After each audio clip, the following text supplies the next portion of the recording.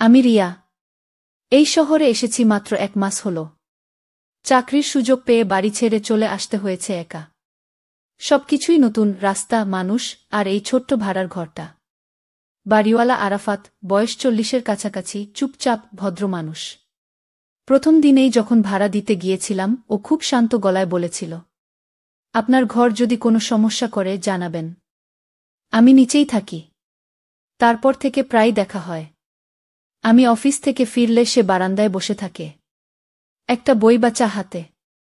মুখে তেমন কথা নেই, কিন্তু চোখে একরকম শান্তি, যেন দীর্ঘদিনের অভ্যাসে গড়ে ওঠা স্থিরতা। একদিন সন্ধ্যায় বৃষ্টি শুরু হল। বজ্রপাত, বিদ্যুৎ নেই, অন্ধকারে ঘরটা একদম নিঃশব্দ। আমি মোমবাতি জ্বালাতে গিয়ে বুঝলাম আলমারিতে দেশলাই নেই। তখন নিচে থেকে দরজায় কড়া নাড়ার শব্দ। দরজা খুলতেই আরাফাত বলল, আপনার ঘর অন্ধকারে আছে দেখলাম, ভেবেছিলাম হয়তো কিছু লাগবে। হাতে একটা ছোট্ট টর্চ আর দেশলাই। আমি হেসে বললাম, ধন্যবাদ, আমি খুঁজে পাচ্ছিলাম না গি। ও বলল, একলা থাকা সহজ নয়। আমি জানি। সেই মুহূর্তে ওর কণ্ঠের গভীরতা ছুঁয়ে গেল আমার ভেতরের একাকী জায়গাটাকে। বৃষ্টির শব্দের মধ্যে দাঁড়িয়ে আমরা দুজনেই কিছু বললাম না। কিন্তু সেই নীরবতাটাই যেন হাজারটা কথার চেয়েও বেশি বলল। সেদিনের পর থেকে আমাদের মধ্যে ছোট ছোট কথাবার্তা শুরু হল, চা খেতে খেতে, বারান্দায় বৃষ্টির দিনে, কখনো দরজার পাশে দাঁড়িয়ে।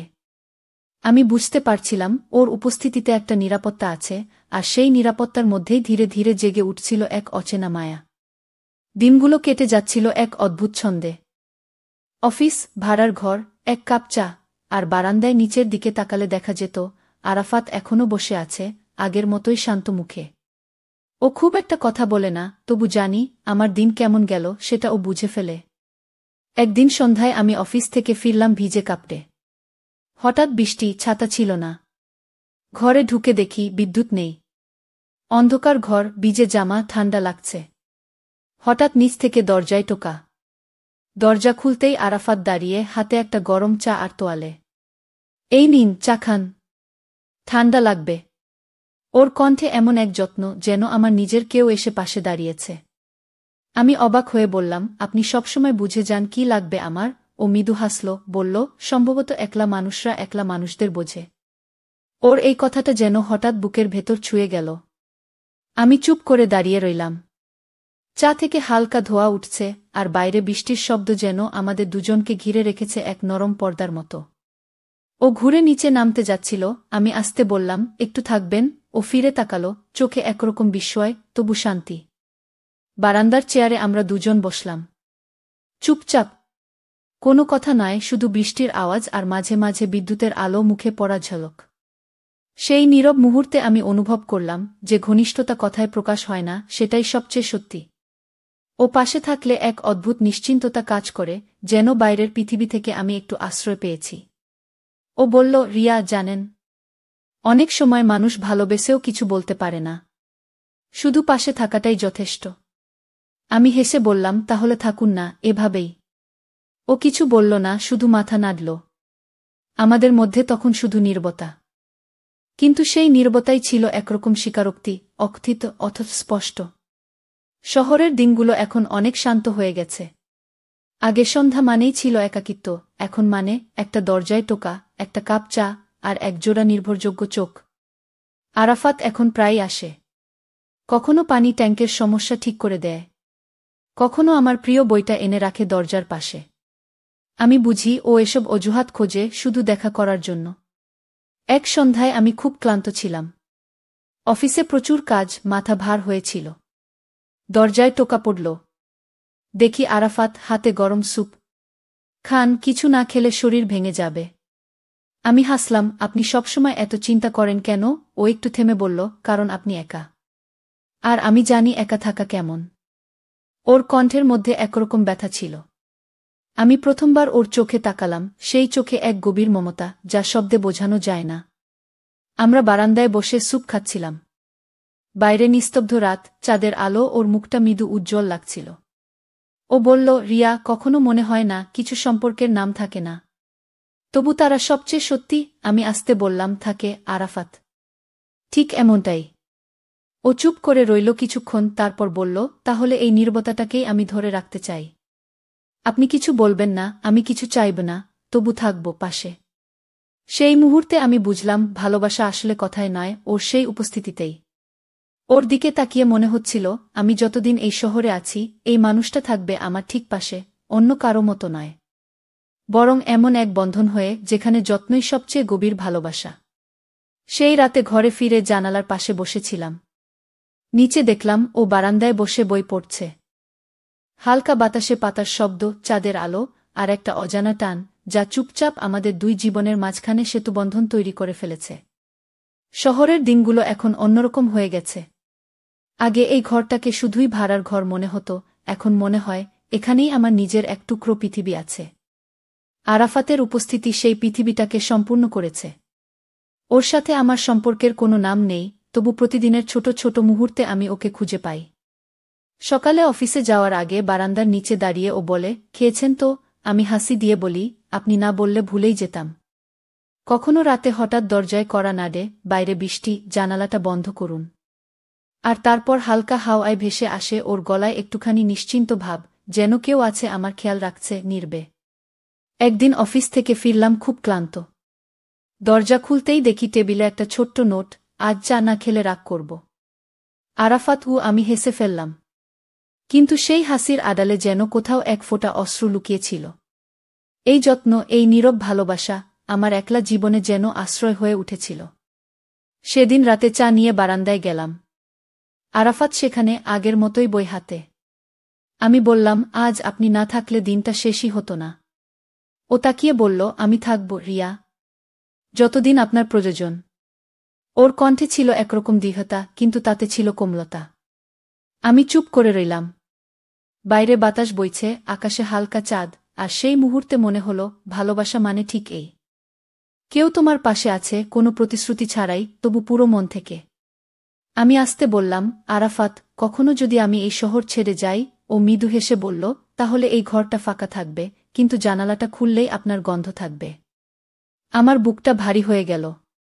ভালোবাসা যে এত শান্ত, এত নীরব, এত গভীর হতে পারে তা হয়তো এই মানুষটার চোখ না দেখলে বুঝতেই পারতাম না। শরতের হালকা বাতাস বইছে। জানালার পাশে কাশফুল দুলছে, আর আমি চুপচাপ বসে আছি আমার ছোট্ট ঘরে। এই ঘরটা এখন আর একা লাগে না, কারণ এর প্রতিটি কোণে ওর উপস্থিতি ছড়িয়ে আছে। আরাফাত এখন আমার জীবনের এক অবিচ্ছেদ্য অংশ হয়ে গেছে। ও কিছু চায় না, কিছু বলে না, তবু প্রতিদিনের যত্নে, প্রতিটি খেয়ালে এক অদ্ভুত বন্ধন বুনে চলেছে আমাদের মাঝে। একদিন বিকেলে অফিস থেকে ফিরেই দেখলাম আমার বারান্দার টবে নতুন ফুল ফুটেছে। হয়তো আমি খেয়াল করিনি, কিন্তু ও করেছে। নিচে দাঁড়িয়ে হাসল, ভাবলাম আপনার জানালা রং একটু কমে গেছে। আমি হেসে বললাম, রং তো অনেক দিন আগেই হারিয়ে ফেলেছিলাম গে। ও শান্তভাবে বলল, তাহলে ধীরে ধীরে ফিরিয়ে আনি গুই। সেই কথাটা যেন বাতাসে মিশে গেল, কিন্তু আমার মনে গেঁথে রইল। হ্যাঁ, ও সত্যিই ফিরিয়ে আনছে আমার হারানো হাসি, আমার নিজের প্রতি ভালোবাসা। কখনো রাতে বৃষ্টি হলে আমি ভয় পাই। ও নিচ থেকে বলে ওঠে, আলোগুলো জ্বালিয়ে রাখুন, আমি আছি। সেই একটুকরো নিশ্চিন্ত বাক্যই যেন আমার সবচেয়ে বড় নিরাপত্তা। একদিন আমি সাহস করে বললাম, আরাফাত, আপনি কেন এত যত্ন করেন আমার? ও একটু চুপ থেকে বলল, কারণ যত্নই হল ভালোবাসার সবচেয়ে নীরব রূপ। আমি অবাক হয়ে তাকিয়ে রইলাম। ওর চোখে কোনো দাবি নেই, কোনো অস্থিরতাও না, শুধু এক গভীর স্নেহ, এক নিশ্চুপ প্রতিশ্রুতি। আমরা অনেকক্ষণ বারান্দায় বসে রইলাম। চা ঠান্ডা হয়ে গেল, কিন্তু কথাগুলো গরম থাকল। মনের ভেতর এক অদ্ভুত শান্তি ছড়িয়ে দিল। সেই রাতে আমি ঘুমোতে পারিনি। জানালার বাইরে তাকিয়ে মনে হচ্ছিল ভালোবাসা মানে ঠিক এটাই, যে তোমার পাশে থাকবে, তোমাকে না ছুঁয়েও তোমার সমস্ত কষ্ট নিজের ভেতর টেনে নেবে। শীতের সকাল। রোদ জানালা দিয়ে ঘরে ঢুকেছে। চা হাতে বারান্দায় দাঁড়িয়ে ভাবছিলাম, এই শহরে এতদিনে আমি সত্যিই নিজের জায়গাটা খুঁজে পেয়েছি। আরাফাত নিচে উঠোনে ফুলে জল দিচ্ছিল। আমাকে দেখে হাসল, আজ আপনি অনেক শান্ত দেখাচ্ছেন। আমি মুচকি হেসে বললাম, কারণ এই শহরটা এখন নিজের মতো লাগছে গি। ও জবাব দিল, না, কারণ আপনি একা নন এখন। কথাটা শুনে বুকটা যেন হালকা কেঁপে উঠল। হ্যাঁ, একা নই, এটাই সত্যি। এই মানুষটার পাশে থেকে আমি যেন নিজের ভেতরের শান্তিটা খুঁজে পেয়েছি। কিছুদিন পর বাড়ির এক পাশের ফ্ল্যাট খালি হয়ে গেল। আরাফাত বলল, রিয়া, আপনি চাইলে নিচের ঘরটা নিতে পারেন। একা একা এত উপরে থাকবেন না। প্রথমে একটু দ্বিধা ছিল, কিন্তু জানি না কেন মনে হলো ওর কাছাকাছি থাকা মানেই নিরাপত্তা। আমি রাজি হয়ে গেলাম। সেদিন যখন জিনিসপত্র গুছিয়ে নিচ্ছিলাম, ও এসে সাহায্য করল। সব শেষে বলল, এখন থেকে এই ঘরটা শুধু ভাড়ার ঘর না, একটা আশ্রয় হোক। ওর চোখে এমন এক আন্তরিকতা ছিল যা কোনো প্রতিশ্রুতি ছাড়াই মনের ভিতর দাগ কেটে গেল। রাত নামল। বাইরে ঠান্ডা বাতাস, ঘরে হালকা গন্ধ চায়ের। আমি জানালার পাশে বসে ভাবছিলাম, ভালোবাসা আসলে কখন শুরু হয়? হয়তো তখনই, যখন কেউ নিঃশব্দে তোমার যত্ন নিতে শুরু করে, তোমার জীবনটাকে ধীরে ধীরে নিজের মতো করে সাজিয়ে ফেলে। সেই মুহূর্তে আমি বুঝলাম, আমি শুধু ভাড়াটে নই, আমি এখন এমন এক ঘরে থাকি যেখানে প্রতিটি দেয়ালে ভালোবাসার উষ্ণতা লেগে আছে। সেদিন সকালটা শুরু হয়েছিল অন্যরকমভাবে। হঠাৎ করেই পেটে ব্যথা শুরু হলো। অফিসে যেতে ইচ্ছে করছিল না, কিন্তু কারো ওপর বোঝা হইতে চাইনি, তাই চুপচাপ শুয়ে রইলাম। বাইরে হালকা রোদ, ঘরে নিস্তব্ধতা। বুকে অদ্ভুত এক ভার, শরীর ক্লান্ত। ঠিক তখনই দরজায় হালকা টোকা। রিয়া, আপনি ঠিক আছেন? আরাফাতের কণ্ঠ। আমি একটু কষ্টে বললাম, হ্যাঁ, সামান্য ব্যথা। কিছু না। কিন্তু কিছুক্ষণের মধ্যে দরজা খুলে দেখি ও দাঁড়িয়ে আছে, হাতে এক কাপ গরম পানি আর ওষুধের পাতা। কিছু না বললেও বোঝা যায়, ও শান্তভাবে বলল, এই নিন, খেয়ে নিন আগে। আমি হালকা হাসলাম, আপনি ডাক্তার নাকি গোয়েন্দা? ও মৃদু হেসে বলল, না, একজন চিন্তিত মানুষ। ও চুপচাপ আমার পাশে বসে রইল কিছুক্ষণ। হাওয়ায় একরকম নিশ্চিন্ত নীরবতা ছড়িয়ে গেল। ও কিছু বলছিল না, তবু মনে হচ্ছিল সেই নীরবতাই যেন সবচেয়ে বড় সান্ত্বনা। ব্যথা কমছে? ওর প্রশ্নে আমি চোখ খুলে তাকালাম। ওর মুখে এমন এক মমতা যা নিজের পরিবারের লোকের কাছেও খুব কম দেখা যায়। আমি আস্তে বললাম, জানেন, অনেকদিন পর মনে হচ্ছে আমি একা নই। ও চুপচাপ মাথা নাড়ল। তারপর বলল, ভালোবাসা সবসময় বড় বড় কথায় আসে না, রিয়া, কখনো কখনো এক গ্লাস পানি, এক জোড়া নজর, একটা যত্নই যথেষ্ট। ওর কথা শুনে চোখে পানি চলে এলো। বুকের ভেতর যেন এক মিষ্টি উষ্ণতা ছড়িয়ে পড়ল। সেদিন রাতে আমি শান্তিতে ঘুমিয়েছিলাম বহুদিন পর। জানালার বাইরে চাঁদের আলো পড়েছিল, আর মনে হচ্ছিল এই আলোটা যেন কোনোভাবে আরাফাতের মমতার ছোঁয়া নিয়ে আমার ঘর জুড়ে ছড়িয়ে আছে। পেটের ব্যথার পর দিন সকালে ঘুম থেকে উঠে দেখি রান্নাঘরের টেবিলে গরম খিচুড়ি, পাশে একটা ছোট্ট নোট, খেয়ে নেবেন। আমি বাজারে গিয়েছি, কিছু দরকার হলে নিচে ডাকবেন। আরাফাত কি নোটটা পড়েই আমার মুখে অজান্তেই একটা হাসি চলে এলো। এমন যত্ন আমি কবে পেয়েছি মনে পড়ে না। এই যত্নটাই এখন আমার সকাল, আমার ভরসা। কয়েকদিন পর শরীর পুরোপুরি সুস্থ হল। আমি ওর জন্য একটা ধন্যবাদ কার্ড বানালাম নিজের হাতে। তাতে লিখলাম, সবচেয়ে সুন্দর সম্পর্ক হল যেখানে কথা কম, বোঝাপড়া বেশি। সন্ধ্যায় ওর হাতে কার্ডটা দিলাম। আরাফাত একটু অবাক হয়ে তাকাল, তারপর শান্ত হেসে বলল, তাহলে বোঝাপড়াটা রাখব? ঠিক। আমি বললাম, রাখবেন না, বাড়িয়ে নেবেন। ওর চোখে তখন একরকম আলো, মৃদু, শান্ত, কিন্তু তাতে ছিল এক নিঃশব্দ ভালোবাসার উষ্ণতা। সেই রাতে আমরা দুজন বারান্দায় বসলাম, আকাশে চাঁদ, হাওয়ায় কাশফুলের গন্ধ। আমরা খুব বেশি কথা বলিনি, তবুও মনে হচ্ছিল সব কথাই যেন হয়ে যাচ্ছে শুধু চোখের দৃষ্টিতে। আরাফাত বলল, রিয়া, কখনো মনে হয়েছে কিছু মানুষ হঠাৎ আমাদের জীবনে এসে থেকে যায়, কারণ তারা আসলে আমাদের একাকিত্বের উত্তর? আমি চুপ করে রইলাম, তারপর আস্তে বললাম, হয়তো আপনিই সেই উত্তর। ও তাকিয়ে রইল, চোখে এক অজানা কৃতজ্ঞতা, একরকম শান্তি। আমরা দুজনেই জানতাম এই বন্ধন এখন কথার বাইরে, এটা বিশ্বাসের, যত্নের আর মনের গভীর ভালোবাসার। রাতটা নিস্তব্ধ ছিল, তবুও মনে হচ্ছিল পৃথিবীর সব শব্দ যেন এই মুহূর্তে এসে থেমে গেছে।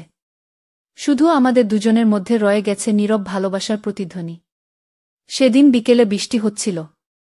জানালার কাছে বৃষ্টির ফোঁটা জমে ঝরে পড়ছে, আর আমি বসে আছি সোফায়, হাতে বই, মনে অন্য কিছু। হঠাৎ দরজায় টোকা। আরাফাত ভিজে চুল মুছতে মুছতে বলল, উপরে জল পড়ছিল, ছাদ দেখে এলাম। আপনি একা বসে আছেন? আমি মৃদু হেসে বললাম, বৃষ্টি হলে মনটা কেমন অদ্ভুত হয়ে যায়, তাই বসেছিলাম। ও জানালার পাশে এসে দাঁড়াল। বৃষ্টির দিকে তাকিয়ে বলল, এই বৃষ্টি যেমন ধীরে ধীরে ভিজিয়ে দেয়া, তেমনি কিছু অনুভবও চুপি চুপি ভেতরটা ভিজিয়ে দেয়া। কথাটা শুনে আমার বুকের ভেতরটা কেঁপে উঠল। ওর কণ্ঠে এমন এক কোমলতা যেন প্রতিটি শব্দে লুকিয়ে আছে অজস্র যত্ন। আমি বললাম, তাহলে আপনি এখন কার অনুভবে ভিজছেন? আরাফাত চুপ করে রইল কিছুক্ষণ, তারপর ধীরে ধীরে বলল, আপনিই সেই কারণ। আমার শ্বাস যেন আটকে গেল। বৃষ্টির শব্দের মধ্যে যেন সবকিছু থেমে গেল মুহূর্তে। ও কাছে এগিয়ে এসে বলল, রিয়া, আমি জানি আপনি অনেক কিছু পার করে এসেছেন। কিন্তু এখন যদি আমি বলি, আমি শুধু আপনাকে শান্তি দিতে চাই, বিশ্বাস দিতে চাই। আপনি কি সেই সুযোগটা দেবেন? আমি ওর চোখের দিকে তাকালাম, সেখানে কোনো তাড়াহুড়ো নেই, কোনো অস্থিরতা নেই, শুধু নিঃশব্দ ভালোবাসা আর শ্রদ্ধা।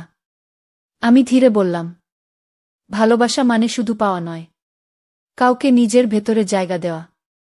হয়তো আমি আপনাকে সেই জায়গাটা দিতে প্রস্তুত।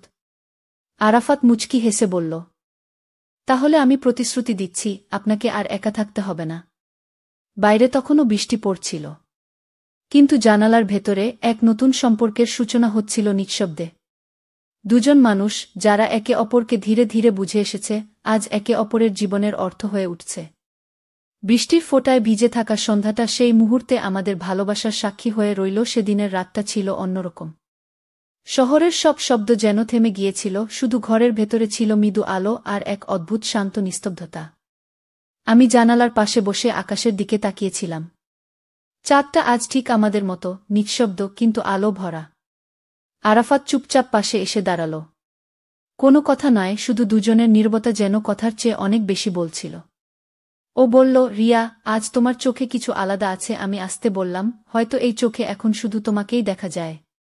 ও হেসে জানালাটা বন্ধ করল। ঘরে রইল শুধু হালকা বাতাসের গন্ধ আর নরম আলো। সেই আলো, ওর মুখে যে প্রশান্তি ছিল, তাতে মনে হচ্ছিল জীবন যেন এই মুহূর্তেই থেমে থাকুক। আমরা বসেছিলাম পাশাপাশি। কথা হচ্ছিল ছোট ছোট স্বপ্ন নিয়ে, ভবিষ্যতের বাড়ি, একসাথে সকালের নাস্তা, আর এমন একটা জীবন যেখানে একাকিত্বের কোনো স্থান নেই। কিন্তু রাত যত গভীর হচ্ছিল, ততই মনে হচ্ছিল এই মুহূর্তের ভেতরে কিছু অদ্ভুত জাদু জমে উঠছে। আরাফাত হালকা গলায় বলল, রিয়া, আজ যদি বলি এই রাতটাই আমাদের গল্পের শুরু। আমি তাকিয়ে বললাম, তাহলে সকালে কি তার শেষ? ও মৃদু হেসে বলল, না, সকালে শুধু নতুন অধ্যায় খুলবে, কিন্তু এই রাতটাই থাকবে মনে সবসময়। জানালার বাইরে বৃষ্টি পড়তে শুরু করল আবার। বৃষ্টির শব্দ, নরম আলো, আর সেই নীরব চোখে চোখ রাখার মুহূর্ত, সবকিছু যেন এক অনুচ্চারিত প্রতিশ্রুতি হয়ে গেল।